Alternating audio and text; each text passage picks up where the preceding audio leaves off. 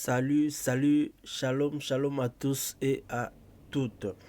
Vraiment, je tiens à remercier le Seigneur, lui qui veut que ces temps-ci, que je puisse passer pendant un court instant avec vous qui, qui vont me suivre. Vous qui avez l'habitude de me suivre, vraiment, soyez encouragés, soyez encouragés. C'est vraiment un instant précieux pour moi.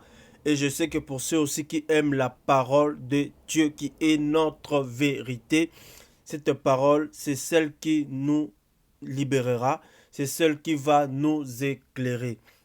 Voilà pourquoi, bien aimé, comme vous pouvez le constater, donc nous sommes là, nous venons non pas parce que nous voulons tout simplement passer tout simplement pour essayer de parler tout simplement comme ça, non.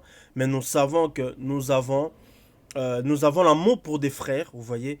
Et derrière ça aussi, il ne faut pas oublier qu'il y a un grand combat de l'ennemi, Satan, qui cherche à tout prix combattre, éliminer la femme. Cette femme qui n'est rien d'autre que l'ecclésia, l'église, vous voyez. Parce que ceux qui portent Christ, ceux qui portent sa parole, vous voyez, ceux qui ont la lampe, vous voyez. Et cette lampe-là, donc, qui correspond à la parole de Dieu, eh bien, c'est cette lampe-là qui va éclairer nos vies, qui va éclairer nos sentiers. Et l'ennemi Satan connaît ça. Il connaît que les chrétiens, en tout cas le véritable enfant de Dieu, le véritable fils et filles de Dieu, vous voyez, ils ont la lampe. Alors c'est cette lampe qui leur permet justement de voir le chemin. Parce que la vie chrétienne correspond à une marche, vous voyez. Et c'est cette marche-là que beaucoup tombent. C'est dans cette marche-là que beaucoup, justement, ils vont perdre le prix même de la course. Et Paul le dit également. Il dit que je cours non pas comme battant l'air, vous voyez, mais je cours de manière à remporter voilà, le prix. Vous avez vu? Donc ce prix n'est rien d'autre que justement, voilà, cette finalité de la course qui est justement voilà, l'œuvre de le salut dans son entièreté. Vous voyez, parce que lorsqu'on court, on court pour remporter. Et lorsqu'on remporte un prix, et ce prix-là, ce n'est pas un prix par rapport aux hommes, ce n'est pas un prix qu'on doit se battre humainement parlant, non. Mais nous devrons vivre la parole de Dieu, et nous devons la vivre au quotidien, parce que c'est la vie. C'est pour cela que Satan connaît ces choses. Il sait que voilà et tout, le chrétien, l'enfant de Dieu, il n'a rien d'autre que la parole de Dieu qui est la lampe. Et c'est cette femme-là, qui est l'ecclésia, c'est cette femme que Satan cherche, dans cette femme qui détient la vérité, que Satan cherche à le carter en fait. Parce qu'il sait que lorsque tu perds seulement la parole de Dieu, lorsque tu perds cette lampe, automatiquement c'est les ténèbres qui va régner. Parce qu'on doit dire des choses claires.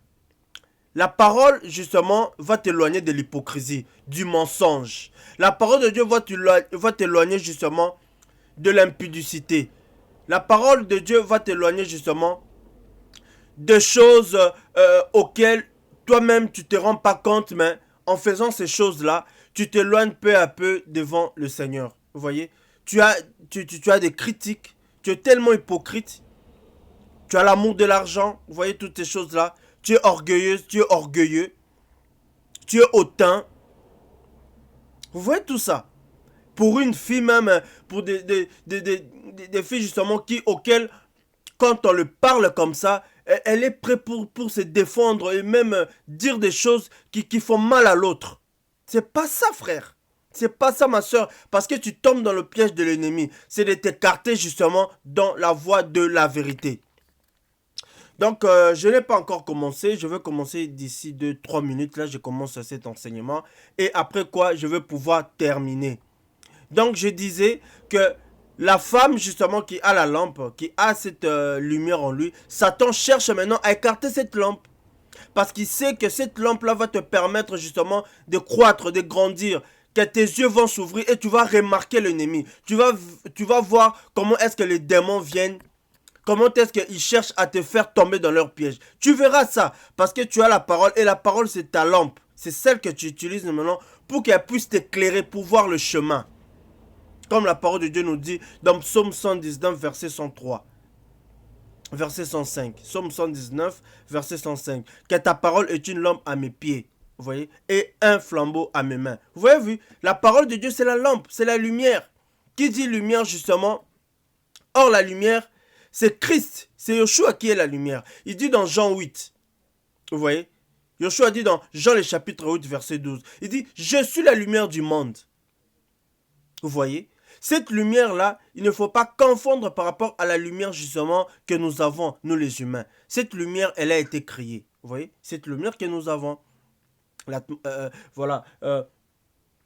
Cette lumière auquel nous avons lorsque nous levons nos yeux, vous voyez tout ce qui est éclairé, vous voyez, et bien cette lumière là, elle a été créée. Mais la lumière dont je parle justement par rapport à Yeshua, cette lumière justement, elle persiste en lui-même. Donc Christ est la lumière, et c'est une lumière impénétrable, la lumière de Yeshua, la lumière de Christ. C'est une lumière justement qu'on ne peut pas justement y résister devant. Jean en est tombé en fait. Jean en est tombé quand il a vu cette lumière-là. La parole nous dit qu'il est tombé sur ses pieds. C'est une puissante lumière. Extraordinaire, je dis bien extraordinaire. Cette lumière qui ne peut même pas égaler la lumière que Satan a. Parce que lui aussi, il a une lumière. Donc, ce n'est pas l'enseignement que je vais vous apporter. Bien que je vous ai annoncé que voilà, vous aurez d'ici là l'enseignement de l'église de Satan. L'église qui caractérise, qui va caractériser en fait l'œuvre de l'ennemi, l'œuvre de Satan. Je ne parlerai pas de cela parce que je vous ai annoncé ça, oui certes, mais là je vous apporte un bref message comme ça pour nous encourager, pour nous édifier. Alléluia, et nous reviendrons. Donc Satan aussi a cette lumière-là. Mais la lumière que Christ a, selon Jean 8, 12 qui dit « Je suis la lumière du monde », c'est une lumière justement qui parle de lui. Vous voyez? Vous voyez? La lumière, c'est Christ. La lumière justement parle justement de la personne de Yeshua, de la personne de Mashiach, Christ. Et c'est cette lumière justement qui a jailli dans nos cœurs lorsqu'on a écouté l'évangile. C'est ça la lumière, c'est ça la puissance qui libère. Paul le dit justement dans 1 Corinthiens 1, 18. Il le dit, or, la prédication de la croix est une folie pour ceux qui périssent. Mais pour nous qui sommes sauvés, elle est une puissance. Or, l'évangile, cette parole, c'est la lumière. Or, la lumière, c'est Christ. Or, la parole de Dieu, c'est Christ lui-même. Christ est la parole. C'est une science. La parole de Dieu, c'est une science exacte. Il le dit dans Jean 6, 63. Il dit, mes paroles sont esprit et vie. Vous voyez? Et par rapport à cette lumière que je parle, cette lumière représente aussi les chrétiens que nous sommes. Nous avons parlé de cela, vous avez des enseignements sur mon Facebook, sur mon mur, il y en a. Par rapport à cette lumière que le chrétien a, selon Matthieu 5, 14. Yeshua a dit que non, vous êtes justement une montagne qui est située justement sur une ville. En fait, nous sommes une ville justement qui est située sur une montagne. Et la montagne, elle est vue de tous. Et Yeshua, en bas, la parole de Dieu nous dit que non, nous sommes justement une lumière et que notre lumière doit briller. Nous devons briller. Et Satan, connaissant l'église qui brille, l'église qui a la véritable parole, qui a la véritable lumière, il ne peut rien contre cette église. Mais néanmoins, Satan est toujours là. Il va toujours rôder. Il va toujours tourner tout autour de toi. Parce que ce qu'il veut, il veut que tu puisses perdre, t'écarter de la parole. T'écarter justement de la vie. Vraiment, je sais que ça va encourager beaucoup, même moi aussi je suis vraiment encouragé. Donc je vais pouvoir aller justement à cet enseignement et nous allons justement terminer par rapport à cela. Donc c'est comme vous pouvez le constater ici, donc le titre, donc Satan a besoin des femmes. Donc on voit bien que c'est un livre, donc vous pouvez y voir, hein, donc Ange Bastiani. Donc c'est un livre justement qui a été écrit justement et que l'actrice parle justement de Satan a besoin des femmes. Ce n'est pas quelque chose qu'on doit laisser passer, vous voyez. Vous savez, moi, quand je lis j'ai lu même un bouquin, j'ai lu même un livre. Il y a des choses justement que je ne laisse pas passer, vous voyez. Je ne peux pas laisser passer cela. Il y a des choses qui, vous voyez, donc, ça te réveille, donc, ça, tu réfléchis plus en fait. Tu dis non, mais si on a marqué ça, c'est pas pour rien qu'on a marqué, vous voyez. Or, j'ai la parole de Dieu comme étant la lumière pour moi, parce que c'est elle qui m'éclaire, vous voyez. C'est elle justement qui qui éclaire mon sentier. C'est la parole de Dieu justement qui m'inspire. C'est la parole de Dieu qui est la réponse à toute chose. Parce que la Bible, la parole de Dieu va pouvoir donner la réponse par elle-même. La Bible s'interprète par elle-même en fait. C'est comme un puzzle, vous voyez. Vous devez rassembler tous les éléments et vous aurez les réponses. Vraiment, je bénis le Seigneur parce que je sais que rien que me tenir comme ça devant vous et parler, donc, il y a eu des combats, il y a eu beaucoup de choses. Je ne peux pas dire que je peux faire tout par ma propre force. Non, non, mais je n'en ai pas. Parce que si je suis fort, c'est parce que c'est Christ qui me fortifie. Parce que le corps est faible, comme la parole de Dieu nous dit. L'esprit est bien disposé, mais la chair est faible. Vous voyez, faire l'œuvre du Seigneur, méditer la parole de Dieu, ce n'est pas quelque chose ce n'est pas facile. Il y a un combat terrible. Il y a un combat terrible. Donc vous devez vous dire lorsque vous êtes là, donc il y a des choses que vous devez braver en fait. Vous voyez. Et l'ennemi quand il voit comme ça, il dit ah il est atteint. Il n'a pas su t'emmener dans la fatigue, dans la lourdeur. Et tout ça, c'est spirituellement. Et je veux pouvoir parler de quelque chose qui va édifier les enfants de Dieu pour ceux-là qui ont l'habitude de me suivre et pour tous ceux-là justement qui aiment la vérité, qui ont la lampe comme étant la lumière. Vraiment, soyons édifiés, soyons encouragés partout où vous êtes. Donc, ici, on voit bien que c'est une femme.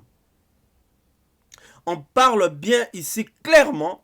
On dit que Satan, justement, a besoin de femmes. Pourquoi Satan a-t-il besoin de femmes? Alors, vous pouvez constater, vous pouvez voir que Satan, il a toujours procédé de la même manière. Il n'a pas manqué sa manière de faire des choses. Donc, dès le commencement, on a vu que cet ennemi, Satan, en se déguisant, en prenant la forme d'un serpent, comme vous pouvez voir, c'est en anglais, Satan est un serpent, vous voyez, comme vous pouvez le constater. C'est-à-dire, Satan peut prendre des formes. Il prend des formes, et ces formes-là qu'il prend, ce n'est pas que ces formes-là les représentent, mais ce sont ces symboles qu'il peut utiliser de temps à autre. Et c'est comme cela que beaucoup, justement, sont ils sont attirés par le Satan, attirés par lui parce qu'il a une puissance démoniaque de conviction. Il peut te convaincre parce que c'était un archange de lumière. Vous voyez, il a convaincu la femme. Pourquoi a-t-il convaincu la femme? Parce que en ce moment-là même, la femme justement avait la loi. Parce que Dieu a parlé d'abord à l'homme, ce que vous devez savoir. Il a parlé premièrement à l'homme, à Adam. Il a parlé à Adam. Il a dit que toi, Adam, voici, je t'ai fait justement tous les arbres. Il y a tous les arbres, comme vous pouvez le constater. Et bien dans tous ces arbres-là, vous pouvez en manger, mais il y en a un que vous ne toucherez pas. Vous ne toucherez pas. C'était une interdiction. Dieu avait défendu cela. Vous voyez? Et il lui dit, le jour où vous allez manger cela, vous allez mourir. Et pendant que le Père était en train de donner, il était en train de parler à Adam, on voit bien que Satan n'était pas loin. On voit bien que Satan n'était pas loin. Il n'était pas loin, Satan. Donc, il a entendu toutes ces choses-là. Et il va venir par après pour venir séduire la femme. Il dit, mais est-ce que Dieu a-t-il réellement dit? Vous avez vu Satan? Il ne va pas aller loin. Il va utiliser seulement ce que Dieu a dit. C'est ça la stupidité. Satan est très subtil. Il est venu, non pas utiliser autre chose, et il n'est pas allé aussi loin. Il est resté dans le cadre, il était dans le jardin d'Éden, il n'était pas loin. Il était resté justement là. Il n'est pas allé loin. C'est comme ça que Satan va pouvoir procéder avec de tout ce qu'il a toujours fait. Parce que la première femme, Ève, qui étant justement la mère des mères, vous voyez, parce que c'est elle qui a engendré l'humanité selon les Écritures. Et maintenant, cette femme-là, Ève, représente l'Église que nous sommes. Parce que l'Église est censée garder la parole, garder l'enseignement de son mari, dans le Père. Et quand tu gardes cette parole, tu gardes cet enseignement, Satan sait que voilà, c'est seulement avec cette parole qu'il va pouvoir te jouer. C'est à toi maintenant d'être prudent. C'est pour cela que Christ, sur terre de son vivant avec les apôtres, dans Matthieu, dans Matthieu le chapitre 10, le Seigneur disait aux apôtres, il disait, soyez prudents comme les serpents. Il va utiliser le serpent. Donc le serpent est prudent. Mais le Seigneur nous demande d'être prudent, plus malin. Il dit, soyez prudents comme le serpent est prudent. Satan voulait que ces créatures, donc Ève notamment et Adam, il voulait qu'ils puissent perdre, justement, qu'ils puissent perdre ces moments-là. Ce que le Père avait promis, ce que le Père avait dit, c'est ce qu'il a voulu qu'ils puissent perdre à cet instant-là. Qu'ils puissent perdre je veux dire, cette gratitude-là, vous voyez, que le Père leur a donné, leur a laissé dans ces jardins d'Éden, vous voyez. Il a failli justement que Satan puisse utiliser, notamment, parce que la parole est claire, la parole nous dit justement que Satan, justement, quand il veut prendre sa proie, il prend le temps, hein. Ça veut dire que non, il était là, Satan, il était en train de tournoyer tout autour d'eux, selon 1 Pierre 5:8. Satan, votre adversaire, rôde comme un lion rougissant, cherchant qui dévorer. Donc, il est en train de chercher la proie. Or, la proie de Satan, c'est nous. C'est les enfants de Dieu. C'est des chrétiens, les véritables enfants de Dieu, j'insiste. Parce que ceux qui sont en train de blaguer, ceux qui sont en train de jouer avec l'œuvre du Seigneur, Satan n'a pas peur d'eux. Il sait qu'ils sont dans leur poche. Parce que vous ne le faites pas peur. Vous ne le faites pas peur. Ceux qui ont mis des hommes comme étant des idolâtres, les pasteurs, ils commencent à les idolâtrer, ils idolâtrent les églises, tout ça. Vous ne faites pas peur à Satan. Mais ceux qui font peur à Satan, c'est ceux-là qui ont la lampe, qui leur dérange. Vous voyez, Satan les dérange en fait. Il dérange ces chrétiens-là. Il veut à tout prix les égorger, les tuer, les décimer. Parce qu'ils ont la vérité. Christ, il l'a fait, non? Il avait la vérité. Il était la vérité lui-même. Mais Satan voulait le tuer, il voulait le décimer carrément. Et lorsque Jésus-Christ va mourir, Satan était content, mais en même temps, c'était comme il pleurait en ce jour-là. Si vraiment on pouvait regarder ces choses, frère, c'est terrible parce qu'il y avait un grand combat qui s'est fait là pendant que Christ était mort à la croix, quand il a rendu l'âme en fait. Vous voyez, la parole de Dieu nous dit que non, tout à coup justement, il y a eu le ténèbre, mais c'était des grands combats.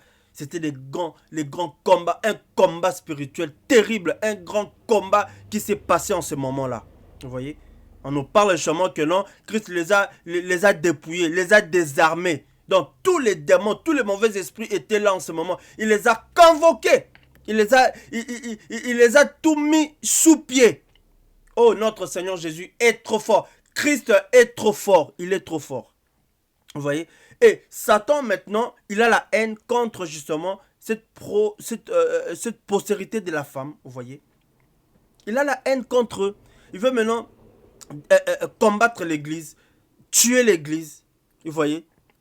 Envoyer ces hommes, ces faux serviteurs de Dieu, pour utiliser la parole de Dieu, mais derrière c'est les mensonges. C'est vraiment comme un serpent, deux venins. Il y en a un qui profère la vérité, il y en a un qui profère le mensonge. Donc il utilise ces deux choses-là pour en fait te distraire. Parce que Satan aussi, il a ses hommes de Dieu, il a aussi ses prédicateurs qui prêchent la parole. Tout ça, on va y revenir. Alors pour aller vers la fin par rapport à cet enseignement, que Satan a besoin de femmes, dans de même qu'il a utilisé la première, Ève, la mère qui a engendré toutes les femmes, et c'est de la même façon que Satan va utiliser aujourd'hui. Il va procéder de la même manière. Il utilise la femme justement pour pouvoir justement asseoir son règne. Son règne en fait. Voilà pourquoi beaucoup de femmes là maintenant, quand je parle de la femme, c'est vrai, je parle de l'église. Là, je veux pouvoir redescendre pour parler aussi physiquement. Vous voyez? Parce que les choses de Dieu, on peut le prendre trop élevé spirituellement. On peut le prendre en haut, vous voyez? On peut aussi le prendre vers le bas. La femme que Dieu a créée, en fait, Oui, c'est Ève. Elle a été créée justement de la boue, en fait, vous voyez. Ils ont été créés de la boue.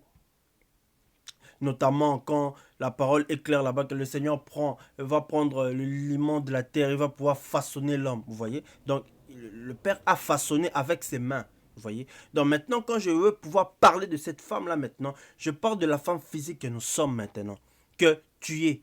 Femme, écoute-moi. Satan a toujours utilisé les femmes.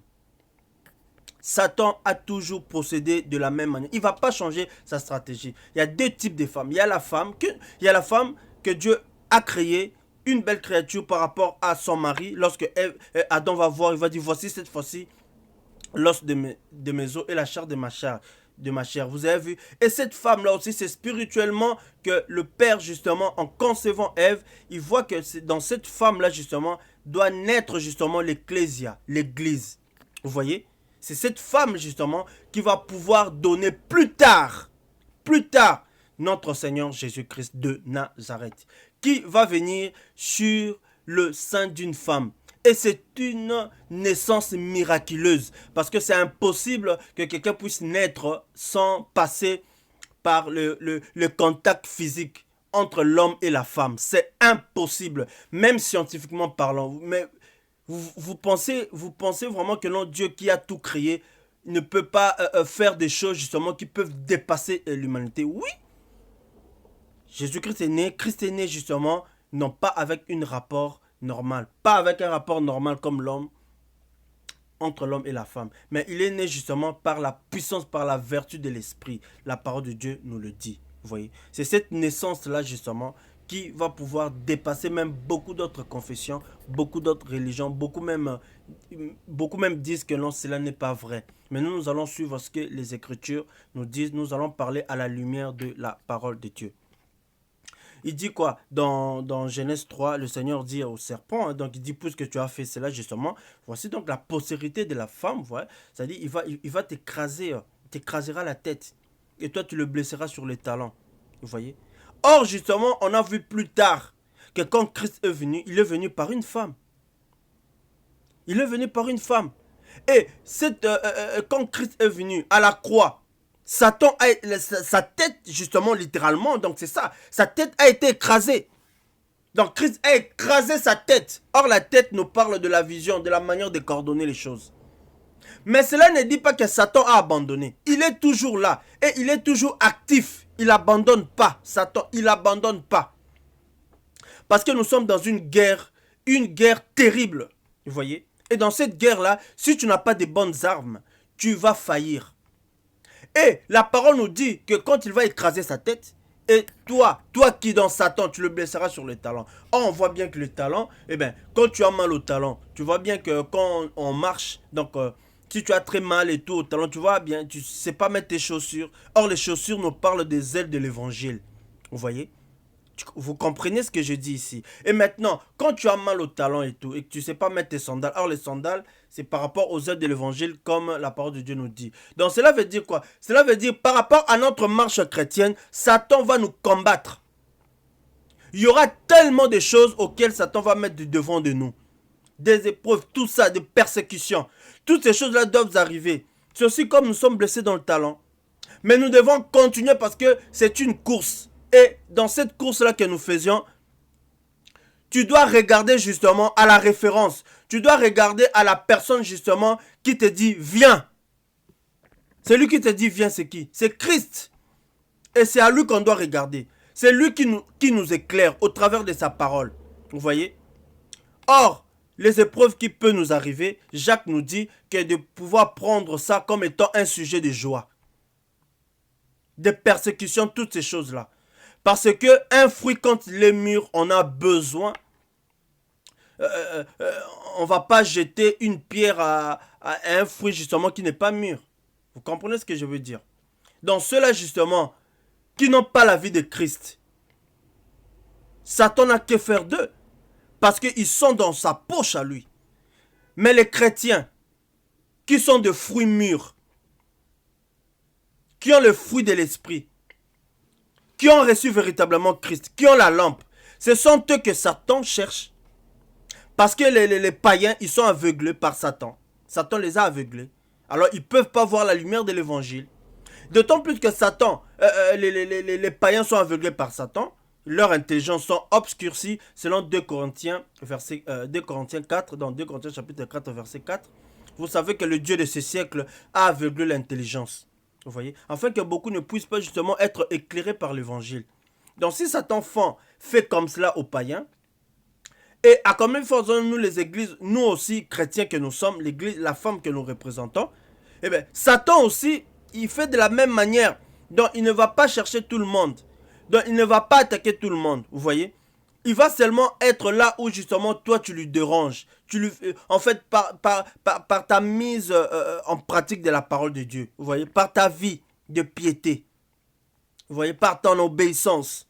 C'est là que Satan va chercher à tout moyen pour te faire trébucher. C'est ce qu'il a toujours fait et il ne va pas manquer de le faire.